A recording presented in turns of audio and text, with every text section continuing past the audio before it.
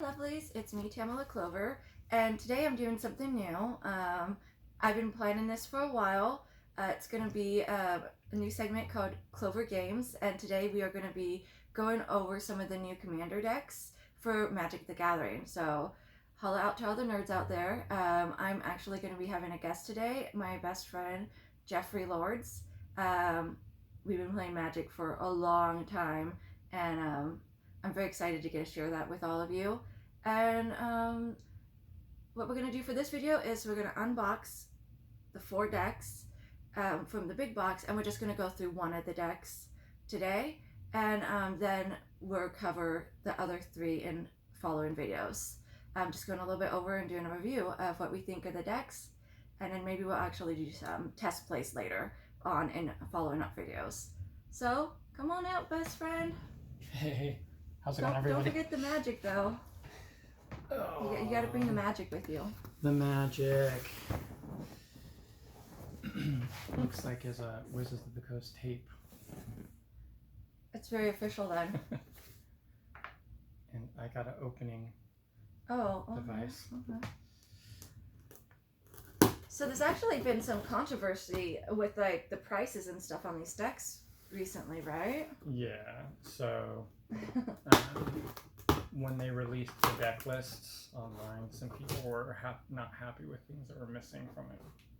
Oh, so we're gonna try to take that into account, and I guess I've heard that there's been some like fluctuations on like the prices, and I'm curious to see how that continues to change as things goes on.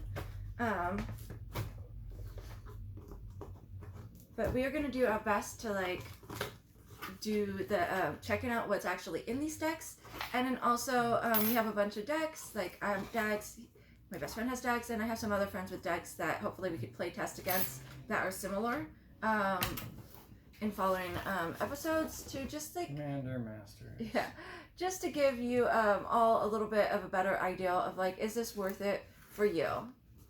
And so, do you want to pull the first one? Yeah, so how about We'll just pull them all out.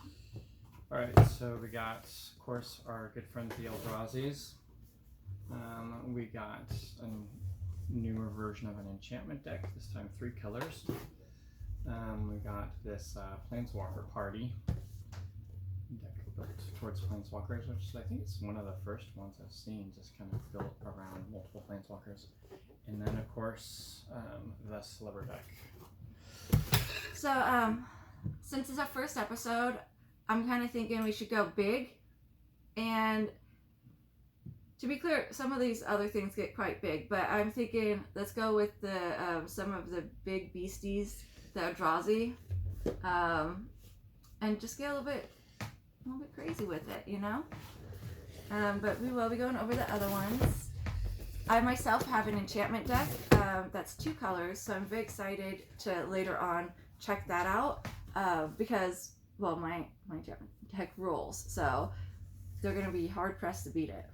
It has a good win ratio, like 100%. So let's see, who is the commander that they have for this one? Some newer guy. Ooh, they have like the craziest names. Zuladuke Void Gorger. It is a 6 casting colorless spell, 7/4.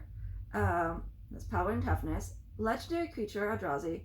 Colorless spells you cast from your hand with mana value 7 or greater have Cascade. So that's 2 Cascades. And Jeff, for those of the people watching who aren't familiar with Cascade or like maybe would like a refresher, you want to go over it? Yeah, so first of all, I'll just kind of read the text here. When you cast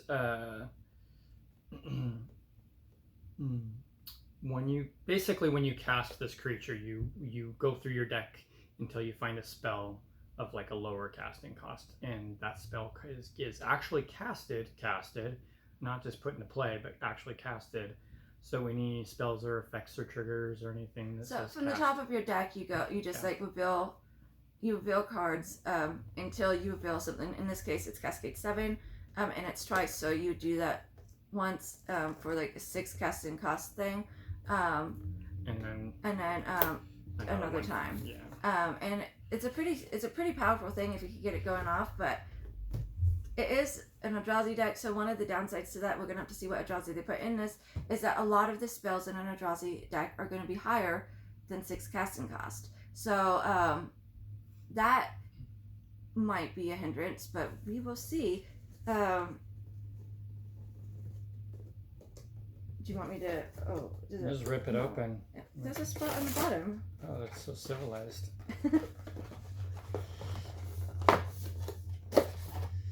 Okay, so...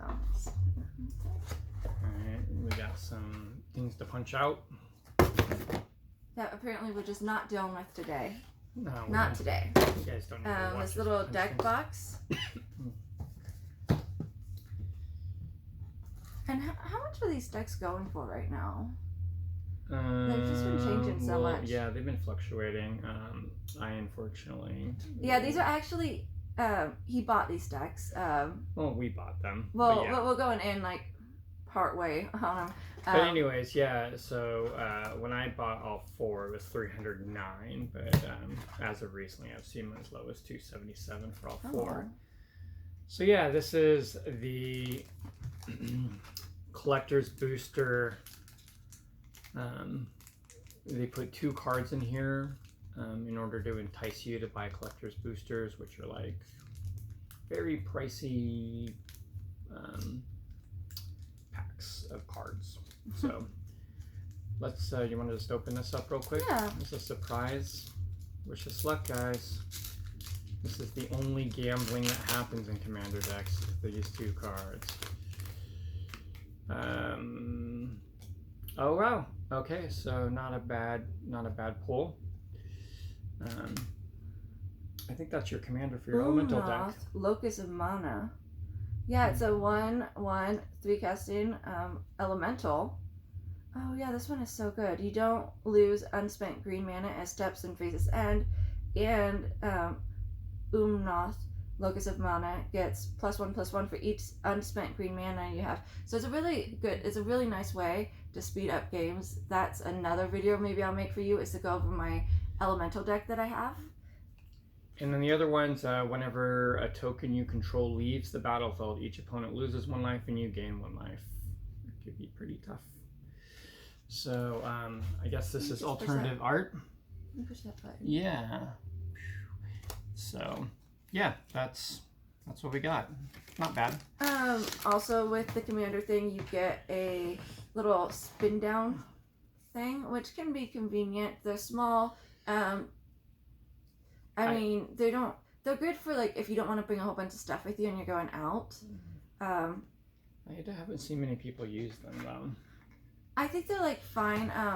I would consider using it maybe. They have limitations, but like if I was just going out and I didn't want to take all my dice and stuff. Yeah.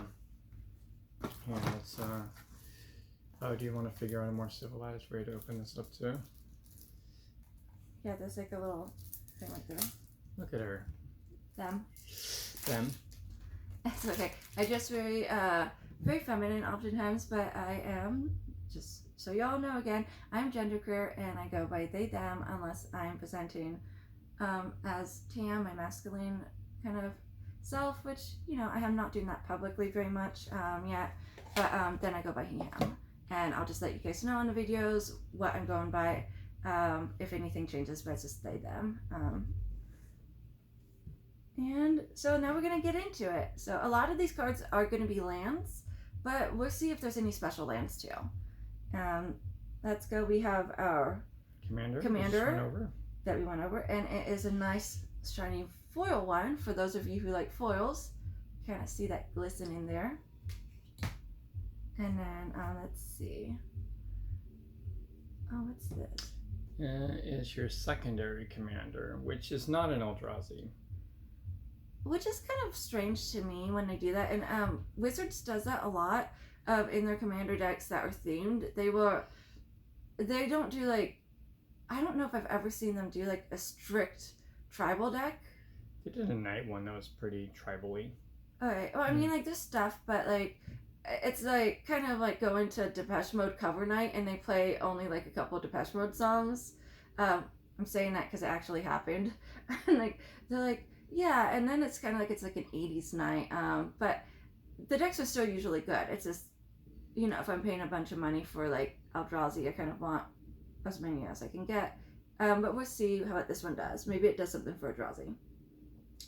So it's 2x casting costs.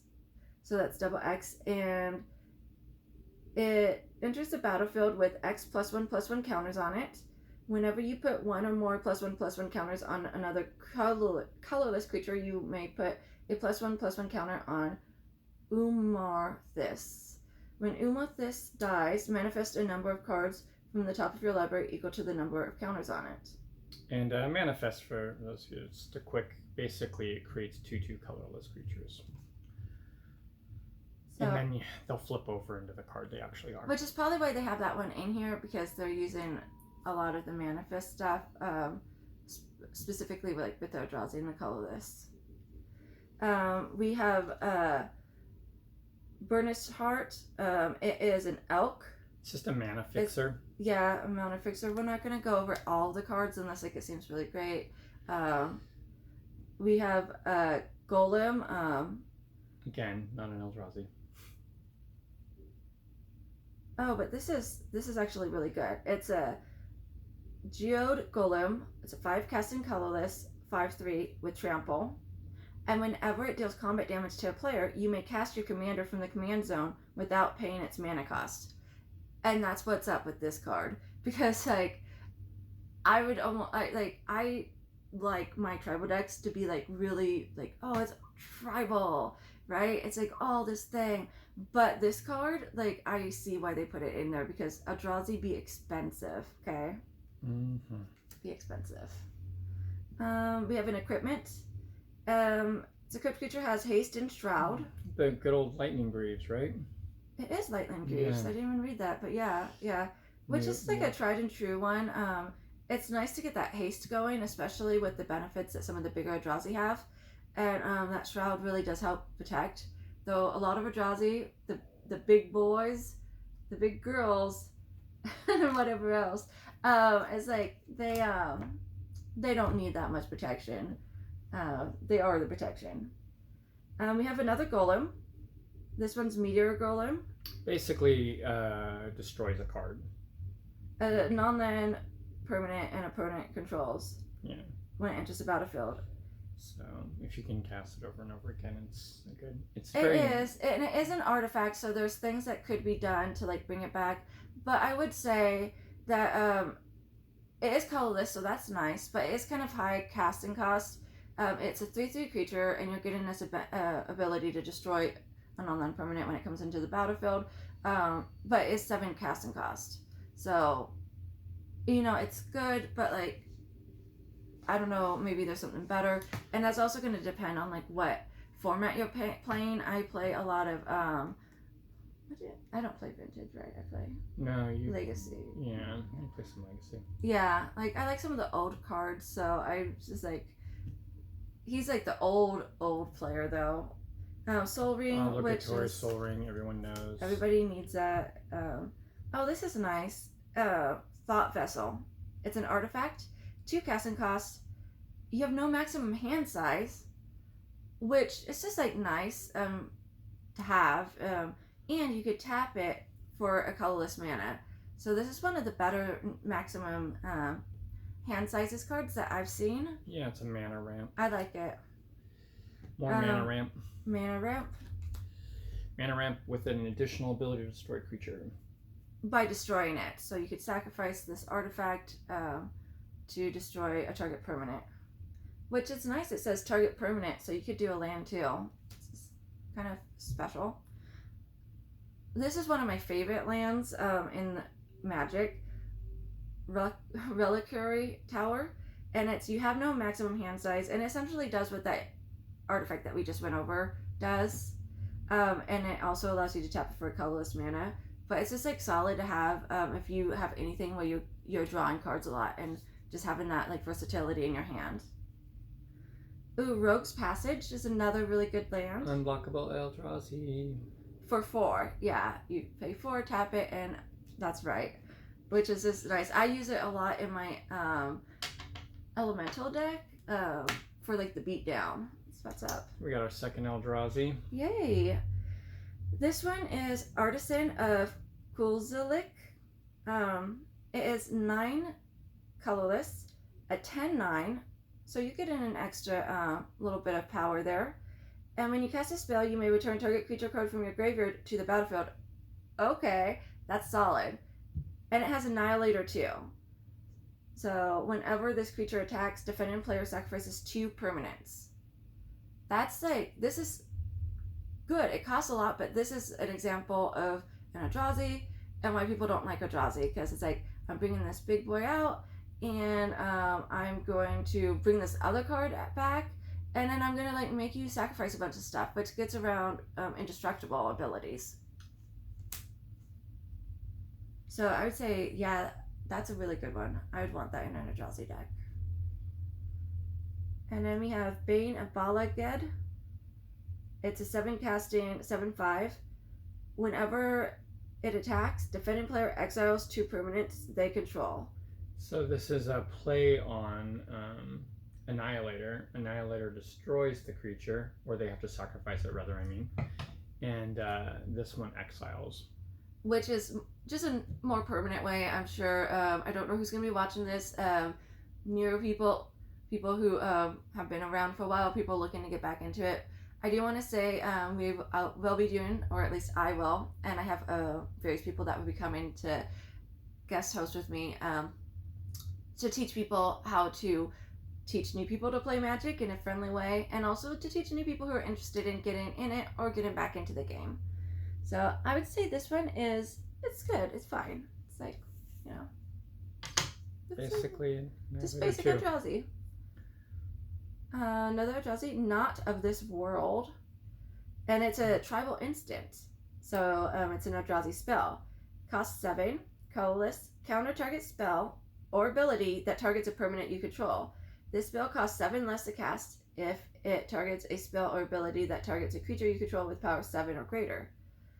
So essentially, it's letting you counter something with a colorless spell, which is pretty crazy, but also letting you do that for free if it's one of your big Eldrazi's, which is, I could see why you'd want that in the deck as well. Gotta protect your Eldrazi. Yeah, I mean, they're just Eldrazi, but, you know. Aww. I know you're thinking of Memnarch, huh? Don't worry, you guys I will introduce you to Memnarch. Not an Eldrazi, but another big baddie. So Spatial Contortion is an instance, and it's just like a basic target creature gets +3, -3 until end of turn for 2. I don't particularly like this. It's just like it doesn't seem to play into anything, and to me that's something I would replace with something better. Titan's Presence, it's an instant for 3. As an additional cast to cast a spell, reveal a colorless creature from your hand. Exile a target creature if its power is less than or equal to the revealed card's power. So this isn't bad. I could see why you'd want this in this particular deck, because you're going to have like high casting cost stuff in your hand likely. So it makes it likely that you will be able to exile it. And again, this I believe is an entirely colorless deck, and so sometimes like the colorless spells can be a little bit more expensive than like if you got it in a color, and part of that is that you could use it in any of the color blocks, like, you know, any color combination, and so it makes those spells more versatile in that way.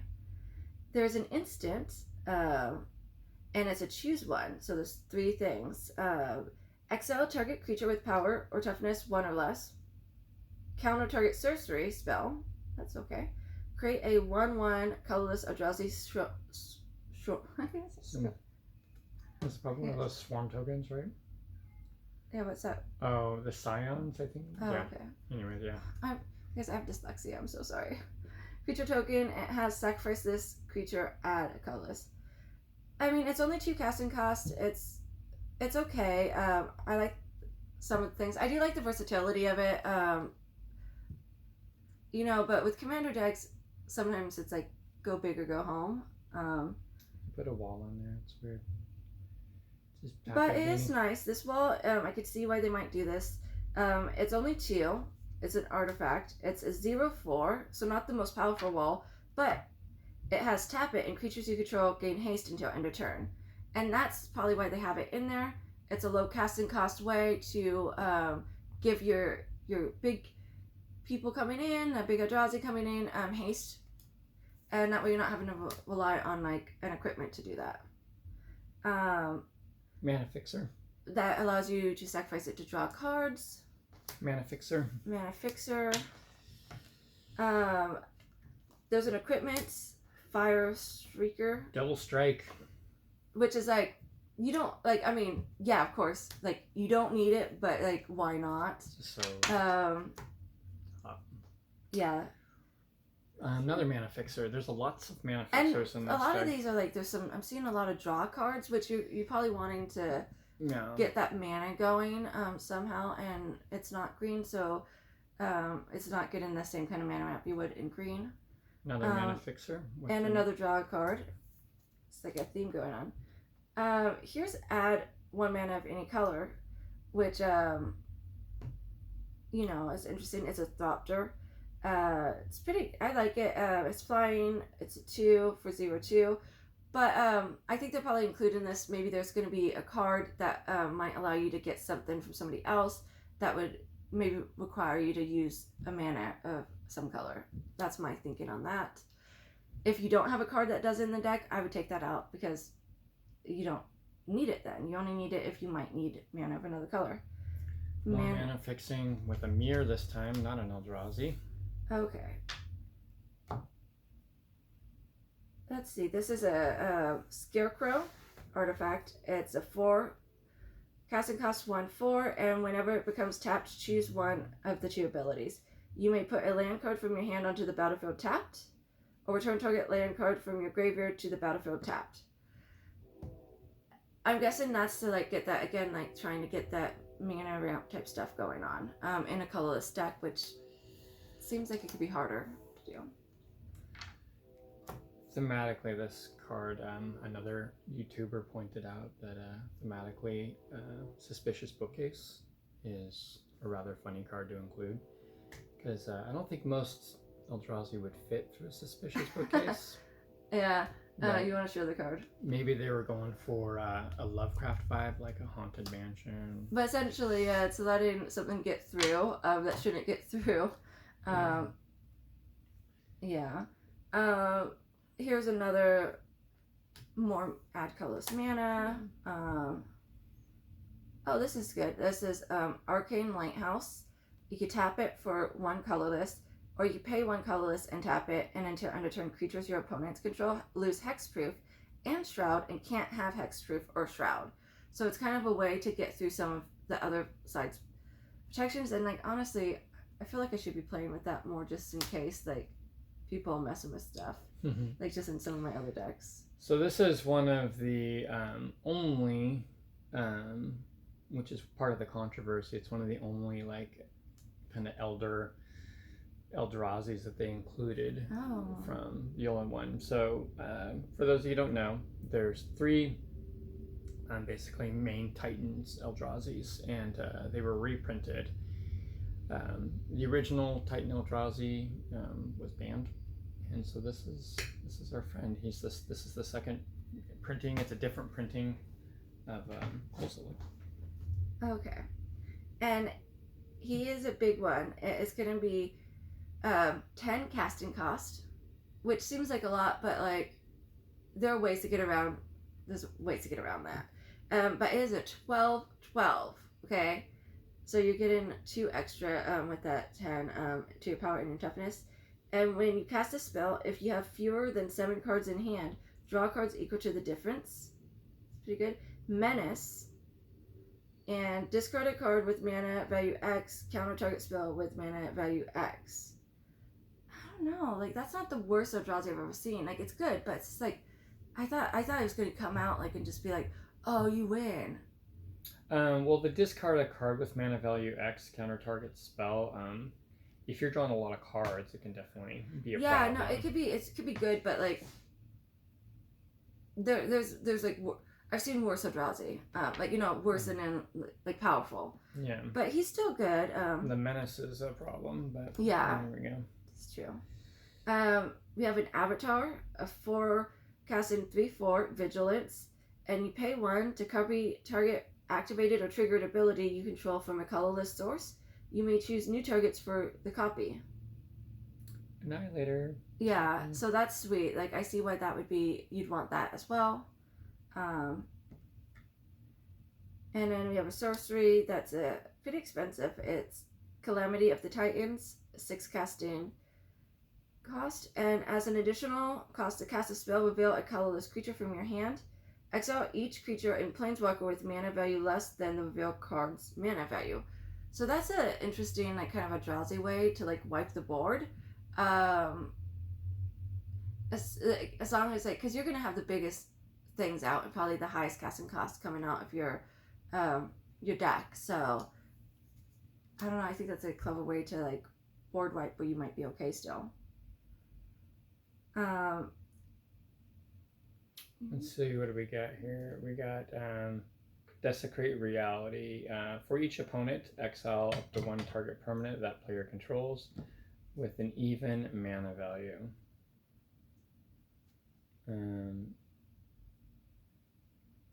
Adamant. So if at least 3 colorless mana was spent to cast this spell, return a permanent card with an odd mana value from your graveyard to the battlefield. So this is a way to get rid of some of their stuff and get your stuff.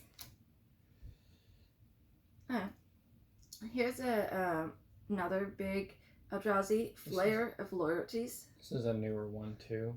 It's not been printed before. It is a 10/10 for 10 casting cost, and when you cast a spell, gain control of target creature until end of turn. Untap that creature until end of turn. It has base power and toughness 10/10 and gains Trample, Annihilator 2, and Haste. And this guy has Trample and Annihilator 2. So essentially, you get to take somebody else's stuff and, like, just, like, go hit them in the face if you want. Which might be why that mana card's in there. Yeah. For a different color mana. Which is pretty neat. Especially, like, because I think it doesn't seem like it takes away the abilities of the card you take. So, like, if you're using somebody else's card that has, like, a triggered ability with an attack, it would seem like you would also get that bonus as well. Yep. Here is an Eldrazi spell. Well, it doesn't call it an Eldrazi spell, but it's Rise of the Eldrazi, and it's a sorcery. And it is a 12 casting spell. That is so expensive. This spell can't be countered. Okay. Destroy a target permanent. Target player draws 4 cards. Take an extra turn after this one. Exile Rise of the Eldrazi. Whoa, okay. I'm like, what the heck? Is this new? Yeah. That take an extra turn after this one, like, destroy target permanent and, like, the draw 4 cards, it can't be countered. Like, it's so expensive, but man, that's actually, I think it's worth it. I think it's worth it, yeah.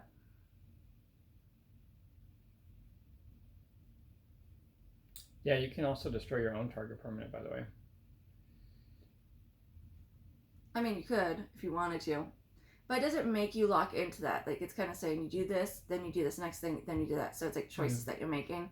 So you could destroy something. You could have, like, a random person, if you're playing a multiplayer game, you're like, oh, hey, maybe you don't attack me next turn if I have you draw 4 cards or something like that. Or maybe you want somebody to draw cards for whatever reason. Or there's just a lot of, like, choices that you can make, and it allows for you to make those choices. You just kind of do in, like, the order of how they go. We have insect skittering cicada. Y'all, if you haven't heard cicadas, like, the first time I heard them, I was like, what is that noise? Like, it sounds like a nightmare. Yeah, I think they're more in, like, the Midwest or maybe the South. This is a creature. It's a 3 casting 2/2 with flash. So it comes out, like, as an instant. You may cast colorless spells as though they had flash. Oh, okay. And whenever you cast a colorless spell until end of turn, this guy gains trample and gets +X/+X, where X is that spell's mana value. Okay. this card is like, it doesn't need to be a strict tribal deck anymore. Like, there's a couple of the cards where it makes so much sense to have them because they really help with like pumping things up and keeping things going, and that's just a solid card for like a deck like this. Now we have an enchantment. It's a forecasting. Whenever you cast a colorless creature spell, manifest the top card of your library. So that's cool. You're getting that 2/2 creature. It can later turn into something bigger. Yeah, and whenever you attack with this creature, whenever you attack with creatures with total power 6 or greater, you may turn a face-down creature you control face up.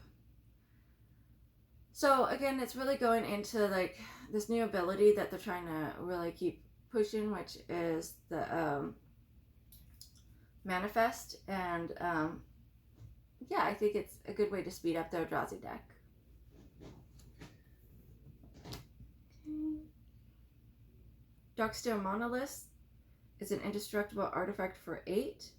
Once each turn, you may pay 0 rather than pay the mana cost for a colorless spell you cast from your hand.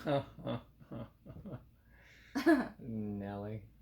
Alright, this is something that is an investment. You like, maybe you get to like the 8 mana cost and you're like, I don't know if I'm really ready to like spend this. Maybe I'll spend it on one of my things.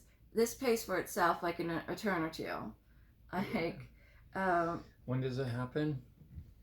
Once each turn, you may pay 0 rather than pay the mana cost. So I think you could do it the same turn. And like, so just do this one first. Wait, it says once each turn. Does that mean every turn? I don't know. I think it does. Like everybody's turn, or just yeah. like every one of your I mean, it says once each turn. So, you know, if you're a judge out there being like, "Oh, you guys don't know how to play Magic," I'm gonna interpret it that way. But we often like, there's sometimes where things are not super clear, and like there's so many rules, and honestly rules change. That's one of the problems sometimes with being an older player too, is that like I didn't used to feel like I was an older player when I first started. I was playing with people who were like older players. Like that's when I think that's the first time we met, was actually playing Magic together. yeah, And it actually is. That's yeah, it is. I got whooped by an elf deck, like, and I was like, elves rock. By the way, she was the best Magic player. Like, it was like her first game of actual card Magic. She tried, like, she learned some stuff online, but it was out of everyone that's like their first Magic game, like at a table, solid. She did better than, to this day, any beginner. So Thank you. I really tried, and I've made all of my own Magic decks, though there is one that I made, and I'll show you guys how to do that in another video. How to take like a deck that's something that you're interested in, that's pre-made, and then like completely revamp it to the point where it really becomes your own deck.